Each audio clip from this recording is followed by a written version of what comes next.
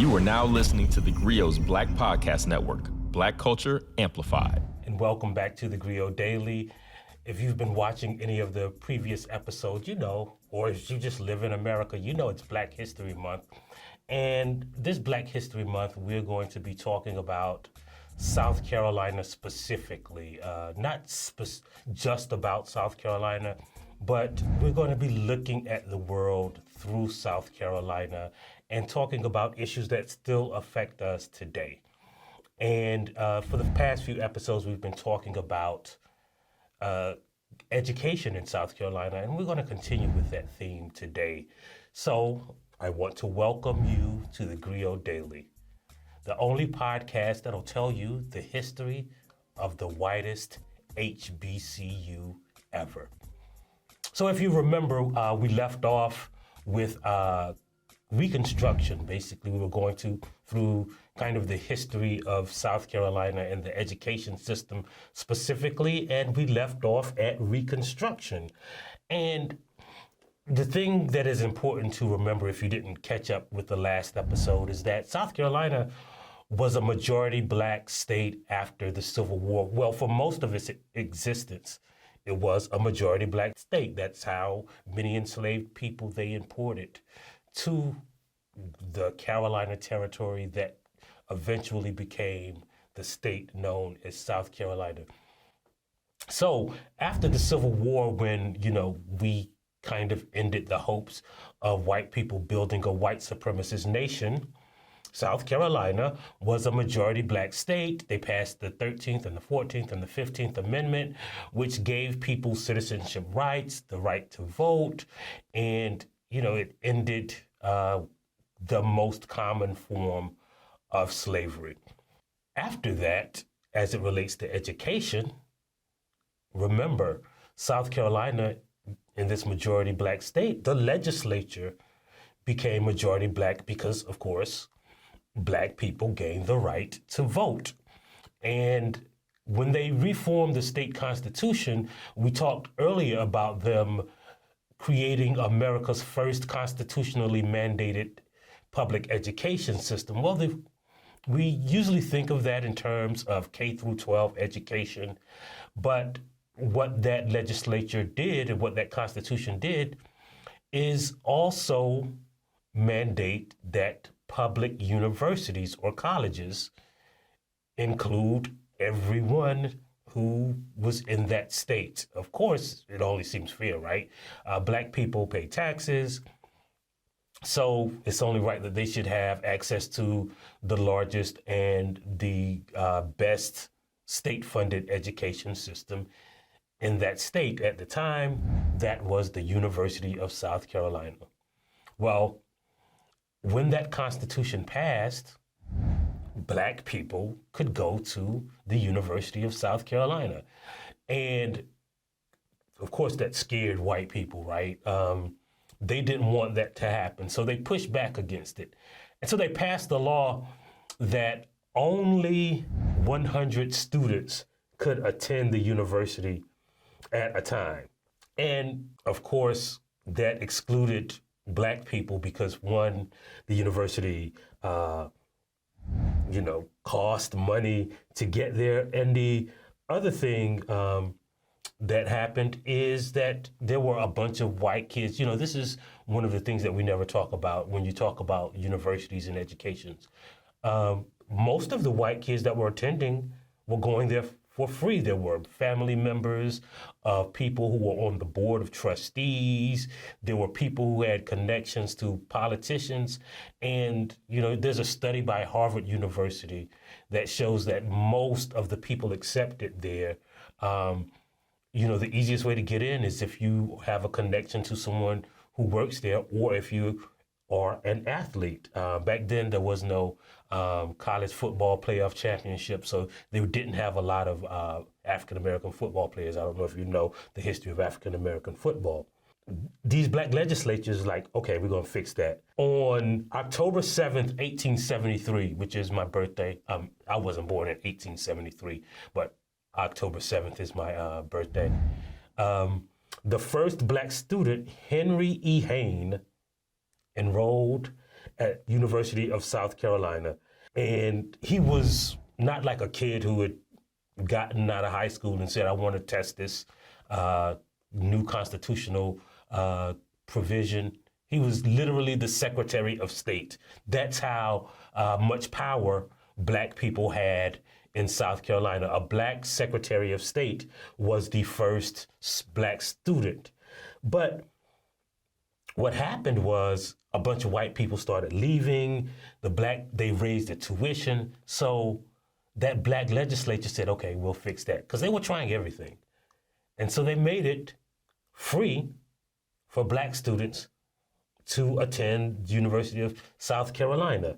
And in a couple of years, 90% of the students at the University of South Carolina were black. And many of them were women because, educators and officials like O.M. Howard, who Howard University was named after, recruited black teachers and preachers from northern states to come down there and educate a new class of teachers to teach black students. So the normal college was predominantly black women. That's right. It was a black college. And this was before, the Moral Land Grant Acts had created many of the institutions that we know as HBCUs today. So the University of South Carolina, a predominantly white school now, was actually a historically black college. And of course, it wouldn't last. Well, what happened was, of course, white terrorists, some called the silver shirts, some called the red shirts, enacted a campaign of terror. And part of that terror was based on that notion that all these Confederate generals and all of these learned white men who had attended the University of South Carolina wanted their school back. And that they were fighting what they said was against Negro rule. And this campaign of terror worked. They shut down the university, kicked out all of the black students, and then on October 5th, 1880, 2 days before my birthday, I wasn't born in 1880 either, they reopened as the South Carolina College of Agricultural and Mechanics Arts, right? And they at first they only had like 9 students because they thought the black students were going to come back. But the campaign of terror worked, and the University of South Carolina eventually became a all-white or predominantly white, or what I call historically white, HBCU. But it is important to remember that period in time when the University of South Carolina was predominantly black, because here are the important points. They didn't lower their admission standards. They didn't increase the scores that you needed to get in. They didn't make it more difficult to get in. They just gave black people access in a state where, for a brief period of time, educational opportunities were equal. And when that happened, black people had access to education. So don't ever let them fool you that black people don't value education, that we don't want to go to college, that we can't get into their schools. You know, when you talk about those phenomenons or that phenomena that exists today, what you're talking about is something that is closely tied to the inequality in K through 12 education. It's also closely tied to economics. It's also closely tied with the access to even knowing that you can attend college.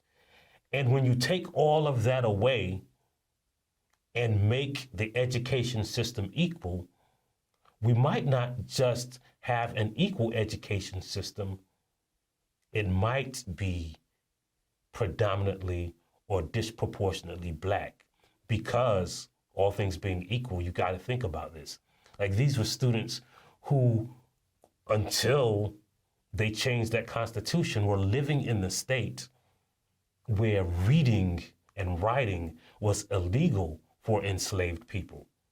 Those children made it to college while they were raised with parents, for a large swath of that community, who were illiterate, and their parents stressed to them that education was so important that they overwhelmed and overflowed the white institutions that offered them opportunities.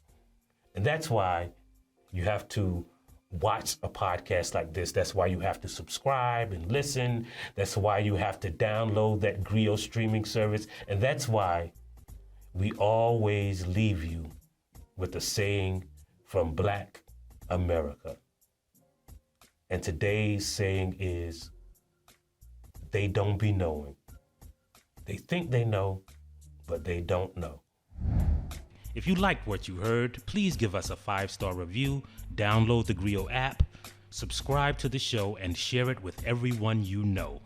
Please email all questions, suggestions, and compliments to podcasts@thegrio.com. You are now listening to theGrio's Black Podcast Network, Black Culture Amplified. Coming this February, the Grio Black Podcast Network presents Dear Culture, Truish Black Stories. When you think of sheer artistry, sheer creativity, the ability for someone to bring Black people together in the most fundamental ways, it's, I would say, of my 4, Randy Watson's my number 1. When the news about Ricky first broke, what I heard about it is the thing you hear about, every time somebody Black dies, that it was gang related. That means the police don't know what happened, so they just said probably the gangs, probably the other Black dudes. When I think of Akilah, I just think about how impressionable white people can be. I think about how, if you watch that movie again, he should have lost like 3 times. Where were you when you heard the story about them suckers getting served by Wade's dance crew? It's crazy that you mentioned this. So as a New Yorker, right, everyone knows where they were on 9/11, right? A couple years later, right, 2003, everyone hears about this crazy moment in a boxing ring, because that's where dancers duke it out, right, in boxing rings. If you could say something to Ricky right now, what would you say to him? Ricky, you shouldn't have never got that girl pregnant. You knew I had a crush on you. You should have got with me instead. Moments in Black culture examined like never before. Join us each week as we dive into the Black moments that changed us, that changed the world. Make sure to subscribe to Dear Culture so you never miss an episode.